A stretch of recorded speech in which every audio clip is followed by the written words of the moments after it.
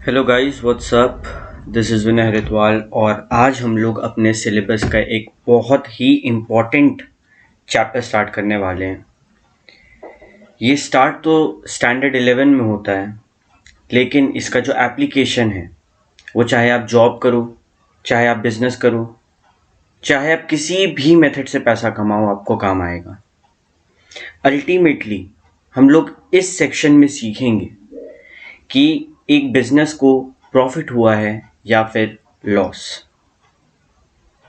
So I request you कि इस chapter को अच्छे से कंप्लीट करना है। इस चैप्टर को करने का अप्रोच कुछ ऐसा होगा कि I will take a class जिसमें सारा थ्योरी पार्ट होगा, उसके नेक्स्ट क्लास में, नेक्स्ट रिकॉर्डिंग में उसका इलस्ट्रेशन को सॉल्व करूँगा और कुछ होमवर्क दूंगा। You have to solve those homework by yourself, और कोई भी डाउट हो तो मेरे से कंसल्ट करना है। एक न्यू पेज लेकर what ever I am copying on my screen, आपके भी कॉपी में होना ज़रूरी है। सबसे पहले हेडिंग दीजिए फाइनल अकाउंट्स।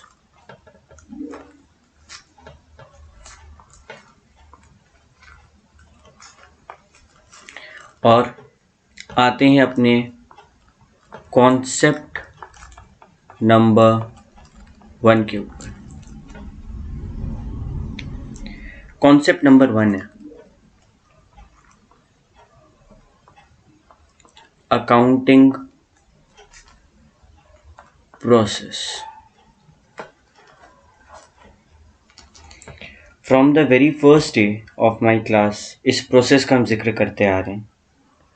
सबसे पहले हम लोग अकाउंट्स बनाते टाइम बनाते हैं जर्नल, जिसमें ओरिजिनल रिकॉर्ड होता है। जैसे ही कोई भी ट्रांजैक्शन हुआ जो कि इकोनॉमिकल है नेचर में, उसको रिकॉर्ड करते हैं। सेकंड स्टेज होता है जर्नल से लेजर बनाना, जिसमें उस रिकॉर्ड को हम लोग क्लासिफाई करना सीखते हैं। उसके बाद लेजर के बाद बनता है ट्रायल बैलेंस, जहाँ पे उसका अरिथमेटिकल एक्यूरेसी को चेक किया जाता है। और ट्रायल बैलेंस के बाद बनता है फाइनल अकाउंट्स, जिसके अंदर हम लोग सीखते हैं ट्रेडिंग अकाउंट,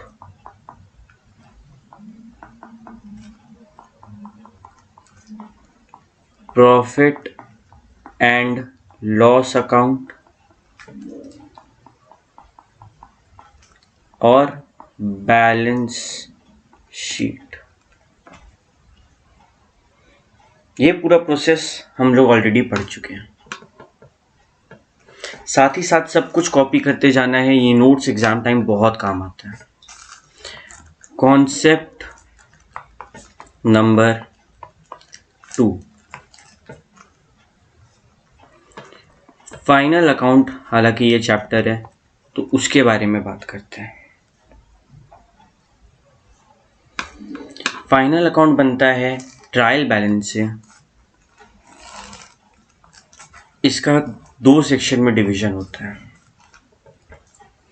एक जिसको बोलते हैं trading and profit and loss account, जो कि सारे रेवेन्यू आइटम्स को टारगेट करता है। और एक होता है बैलेंस शीट, जो कि सारे कैपिटल नेचर के आइटम्स को टारगेट करता है। अभी रेवेन्यू आइटम क्या होता है, कैपिटल आइटम क्या होता है, ये हम लोग ऑलरेडी पढ़ चुके हैं। अगर इसमें कोई भी डाउट हो मेरे को कमेंट बॉक्स में रिक्वेस्ट करना, उसके ऊपर हम फिर वीडियो बना देंगे, ठीक है। सो अगर नहीं आता रेवेन्यू आइटम, कैपिटल आइटम, तो यहाँ पे रुकना नहीं है, आगे बढ़ो, सब समझ में आएगा, ठीक है। तो 2 हिस्सा में इसको हम लोग डिवाइड करते हैं। तो चलो इसके ऊपर थोड़ा थ्योरी नोट लिख लें। फ्रॉम ट्रायल बैलेंस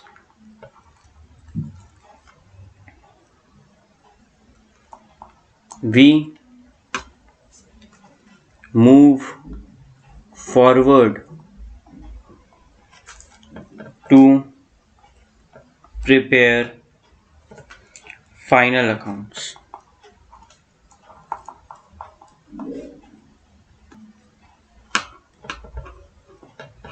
अगला कॉन्सेप्ट नंबर 3।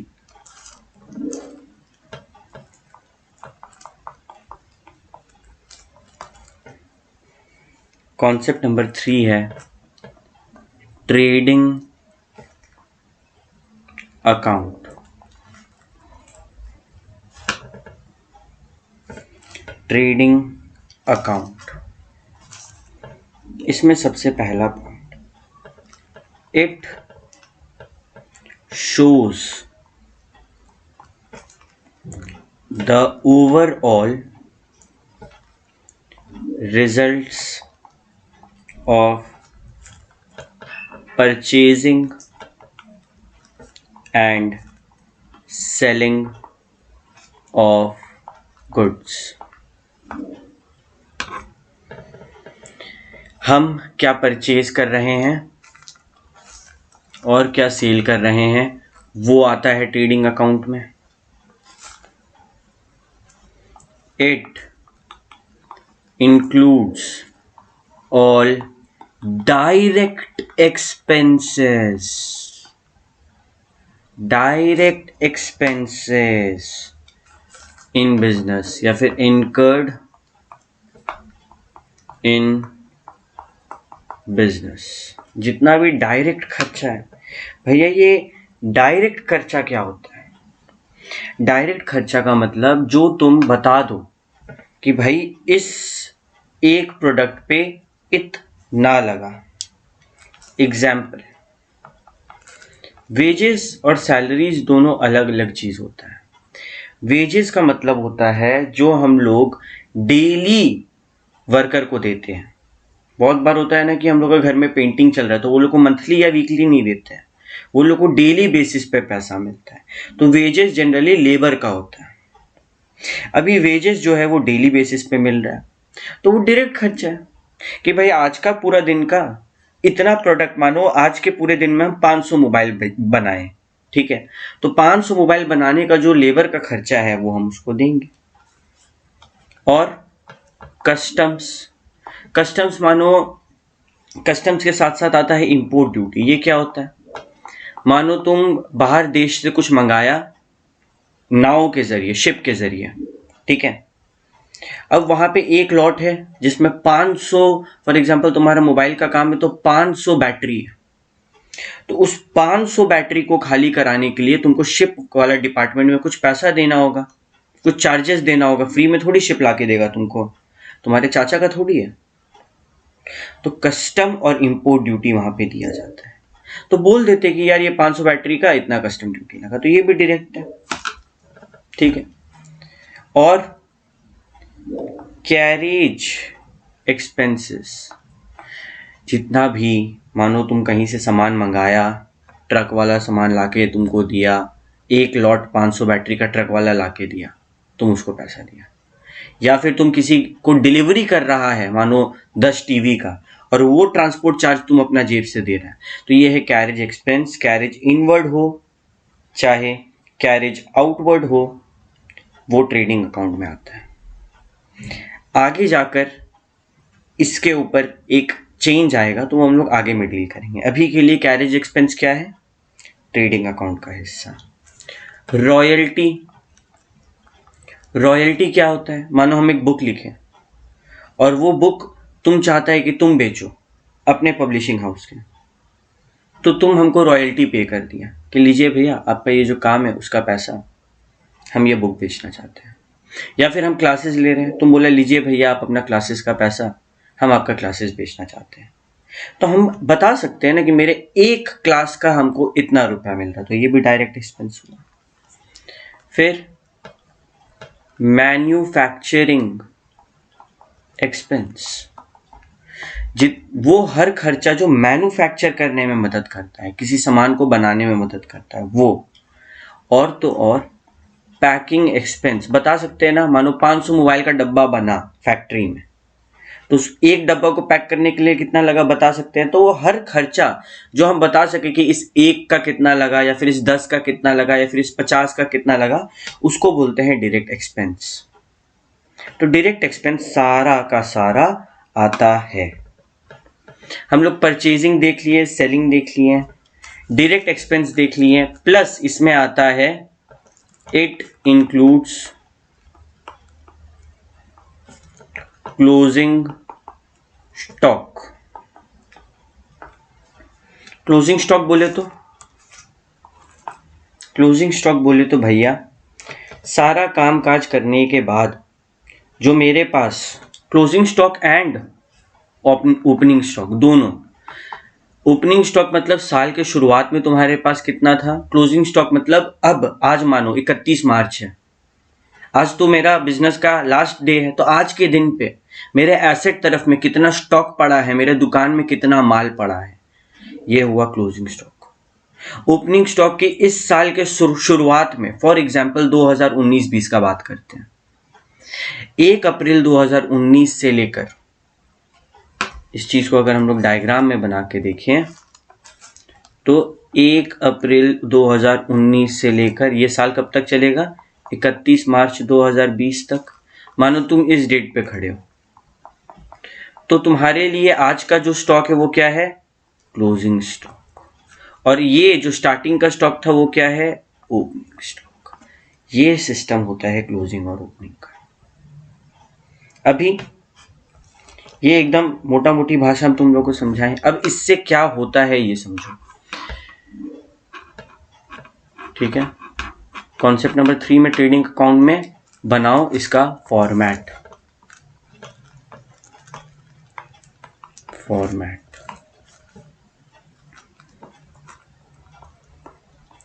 ट्रेडिंग अकाउंट,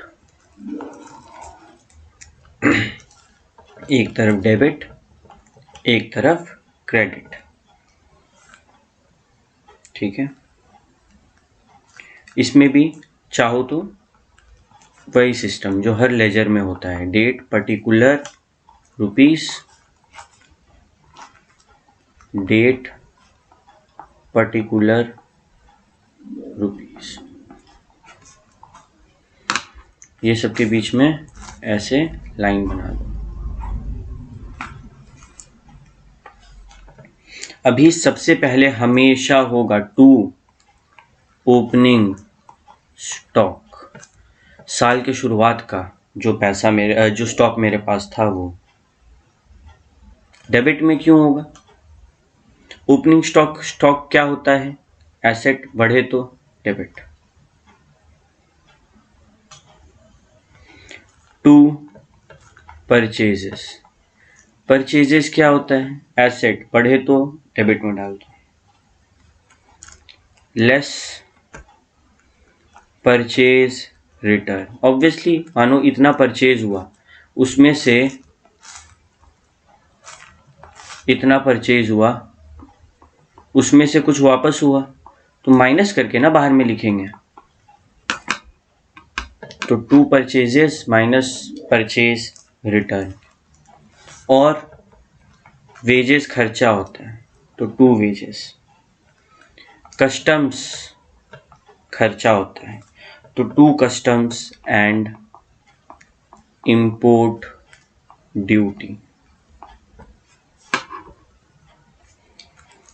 उसके बाद कैरेज क्या होता है, तुम्हारे लिए खर्चा होता है तो टू कैरेज एक्सपेंस। सारा खर्चा को भैया हम लोग क्यों कर रहे हैं, यहाँ पे देखा जाए तो ये सारा कौन सा खर्चा है, ये सारा, ये पार्ट लिखना नहीं अभी हम जो दिखाएंगे तुम लोग को, ये सारा डायरेक्ट एक्सपेंस है, इसीलिए यहाँ पे आ रहा है। एक्सपेंस बढ़े तो डेबिट, ठीक है। To carriage expense, to royalty, ये कुछ डायरेक्ट एक्सपेंसेस है, और भी डायरेक्ट एक्सपेंस हम लोग जब जैसे जैसे आगे बढ़ेंगे सीखेंगे। टू मैन्युफैक्चरिंग एक्सपेंस, ये सब शॉर्टकट में लिख रहे हैं। टू पैकिंग एक्सपेंस, ये सारा क्या है, सब अलग अलग खर्चा है जो यहाँ पे रुपीज वाला कॉलम में लिखाते जाएगा। ये तो हुआ खर्चा। अभी डायरेक्टली तुम पैसा कहाँ से कमाएगा भैया, जो हम बेचेंगे उससे। यहाँ पे परचेज आया डेबिट में, क्योंकि एसेट बढ़ रहा था। जब तुम बेचेगा तो एसेट घटेगा, एसेट घटे तो क्रेडिट। मानो बेचा हुआ सामान वापस आया तो सेल्स रिटर्न, इतना बेचा था उसमें से कुछ वापस आ गया तो माइनस करके टोटल इतना का ही बिका होगा। मानो 100 बेचे, उसमें से 10 रुपया का सामान वापस आ गया तो कितना का बिका, 90 का बिका ना। और इधर होगा बाय क्लोजिंग स्टॉक। ये दो के अलावा ट्रेडिंग अकाउंट में क्रेडिट साइड में और कुछ भी नहीं होगा। आई रिपीट, ये दो के अलावा 1 और 2 नंबर नहीं लिखना, ठीक है, जो 1 2 लिखे अभी, ट्रेडिंग अकाउंट में और कुछ भी नहीं होगा, ठीक है। अभी जब हम लोग यहां तक का सारा काम करेंगे, सारे डायरेक्ट एक्सपेंस लिख दिए, परचेजेस लिख दिए, ओपनिंग स्टॉक लिख दिए डेबिट में, क्रेडिट में सारा सेल्स लिख दिए, क्लोजिंग स्टॉक लिख दिए, तो हम लोग देखेंगे हर बार की तरह बड़ा कहाँ पे आ रहा है। मानो क्रेडिट तरफ ज्यादा बड़ा है, ठीक है, तो सेम टू सेम हम लोग डेबिट तरफ में उतार देंगे। और बैलेंसिंग फिगर जहां कम है वहां आएगा। ज्यादा बड़ा क्या बोले थे हम, क्रेडिट, तो बैलेंसिंग फिगर कहां आएगा, जहां कम है वहां। जो बैलेंसिंग फिगर आएगा, मानो बैलेंसिंग फिगर अगर आया डेबिट तरफ में, उसको लिखेंगे to gross profit, to gross profit CD, अंत में कर रहे हैं बैलेंस इसीलिए CD। और यही मानो उल्टा होता, ये तरफ ज्यादा बड़ा है, ये तरफ छोटा है, तो जिस तरफ छोटा होगा उस तरफ बाय ग्रॉस लॉस CD। भैया मेरे दिल में जो है एक सवाल आ रहा है, यहां पे तो आप प्रॉफिट लिखें, यहां पे तो आप लॉस लिखें, ऐसा क्यों? तुम खुद सोचो। ये ग्रॉस है, मतलब अभी तक इसमें इनडायरेक्ट खर्चा माइनस नहीं हुआ है, सारे डायरेक्ट खर्चा माइनस हुआ है। अभी तुम डायरेक्टली कमाया कहां से भैया, हम जो सामान बेचे, मेरा जिसका बिजनेस है, दवाई का बिजनेस है, मानो तुम डायरेक्ट दवाई बेचे उससे कमाए, तो उसको यहाँ पे लिख दिए। अभी भी तुम्हारे पास बचा कितना है, मानो मेरे पास फॉर एग्जाम्पल लिखना नहीं है, 1000 बचा है, तो उसको लिख दिए। ये हम लोग के पास टोटल कमाई और बचा हुआ रखा हुआ है। इसमें से ये 1000 जो बचा हुआ है, इसमें से स्टार्टिंग में मानो 300 ऑलरेडी था, और हम 400 खरीदे, और हम कुछ छोटा मोटा खर्चा किए, मानो सारा खर्चा मिला के 70 रुपया होता है, ठीक है। तो टोटल मेरा यहां पे कितना आ रहा है, बड़ा किस तरफ आ रहा है, बड़ा आ रहा है 1090, राइट, 1090। और यहां पे कितना आ रहा है, 770। तो यहां पे भी बड़ा वाला लिखेंगे क्योंकि दोनों तरफ सेम होता है। याद करो, इधर जिस तरफ बड़ा आएगा, यहां बड़ा आया तो बड़ा वाला यहाँ पे कॉपी होगा, और जो डिफरेंस है वो हम लोग यहां पे लिखेंगे। जब 1090 को माइनस करेंगे, 70 माइनस 400 माइनस 300, आंसर आएगा 320। तो अब तुम खुद सोचो, तुम्हारा कमाई ज्यादा है कि नहीं? कमाई तुम्हारा ज्यादा है, खर्चा तुम्हारा कम हुआ। जब तुम्हारा कमाई ज्यादा है, खर्चा ये सब जो है कम हुआ, तो तुम क्या किया, तुम प्रॉफिट कमाया। ये ब्रैकेट नहीं रहेगा, ये ब्रैकेट दिखाने के लिए था, ठीक है, ये ब्रैकेट नहीं रहेगा। तुम क्या कमाया, प्रॉफिट कमाया। और यही अगर उल्टा होता, तुम्हारा खर्चा ज्यादा होता, डेबिट वाला ज्यादा होता, क्रेडिट वाला कम होता, मतलब तुम लॉस में गया, ठीक है। इसको समझाने के लिए हम तुम लोग से एक एग्जाम्पल कराएंगे। तो गाइस, तुम लोग के स्क्रीन के ऊपर ये एक एग्जाम्पल है, स्क्रीन को पॉज करो, इस एग्जाम्पल को कॉपी में लिखो। Ram purchased ₹5000 units of goods. Ram का कोई चीज का काम है, वो 5000 का सामान खरीदा और 6000 में बेच दिया। टोटल सेल हुआ इसका 6000 रुपया का, जिसमें से 300 रुपया इसको रिटर्न कर दिया गया, 300 रुपया का माल इसको रिटर्न कर दिया गया। इसके पास पहले से था 1000 रुपया, साल के अंत में क्लोजिंग स्टॉक है 200 रुपया का और डायरेक्ट खर्चा है 5000 रुपया। तो इस पूरे क्वेश्चन को कॉपी करो, फिर हम लोग इसको सॉल्व करेंगे। अभी इसको सॉल्व करने के लिए सबसे पहले क्या करेंगे भैया, इसको सॉल्व करने के लिए सबसे पहले हम लोग बनाएंगे, एक सेकंड रुक जाओ,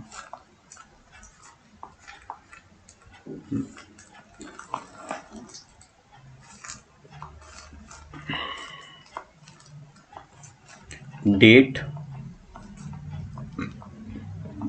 particulars, rupees, date,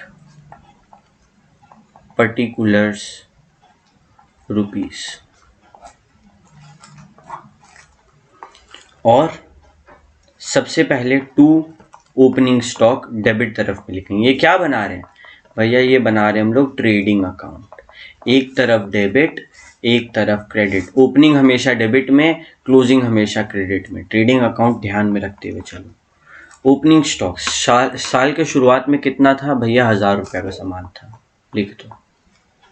to purchases, तुम और कितना का सामान खरीदा भैया, हम लोग खरीदे और 5000 का सामान, लिख दो। टू डायरेक्ट एक्सपेंसेस, तेरा डायरेक्ट खर्चा, वो जो सामान खरीदा कितना था उसके ऊपर भैया 5000। अब तुम बेचा कितना का, बाई सेल भैया 6, डेट में मत लिखना, पर्टिकुलर में लिखना, 6000 का बेचे थे जिसमें से रिटर्न हुआ है कुछ माल, कितना भैया 300 रुपया का, लिख दो। ठीक है, अभी तुम्हारा टोटल सेल असल में कितना का हुआ, 5700। साल के अंत में क्या बचा है, बाई क्लोजिंग स्टॉक क्या है भैया, साल का अंत में मेरे पास 200 रुपया का सामान बचा, लिख दो। अब कॉमन सेंस लगाओ, दोनों तुम्हारे तरफ, तुम्हारे सामने, ये पूरा डेबिट है, ये पूरा क्रेडिट है, तुमको क्या लगता है कौन सा तरफ ज्यादा बड़ा होगा? ऑब्वियसली डेबिट वाला, देख के समझ में आ रहा, 5 + 5 10 + 1 11, तो लिख दिए 11000। अब इस तरफ छोटा है तो दोनों तरफ हमको चाहिए बराबर, यहाँ 11000 है, यहाँ 11000 होना चाहिए था लेकिन अफसोस नहीं है, तो हम बैलेंस फिगर बैठाएंगे यहाँ पे ताकि मेरा 11 हो। मेरे पास ऑलरेडी कितना है, 5700 + 200, यानी कि मेरे पास 5900 पहले से है, मेरे को चाहिए कितना 11000।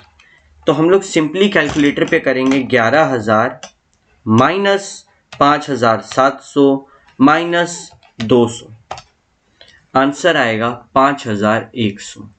ये है हम लोग का by gross loss carried down. ये नुकसान है, तुम्हारे पास 1000 का माल था, तुम 5000 का और खरीद दिया, उस पर 5000 का डायरेक्ट खर्चा और कर दिया, टोटल 11000, उसमें से 5700 का माल बिका, 300 तो रिटर्न हो गया ना, तो उसको क्यों अपना सेल में जोड़े, और क्लोजिंग स्टॉक 200 रुपये का।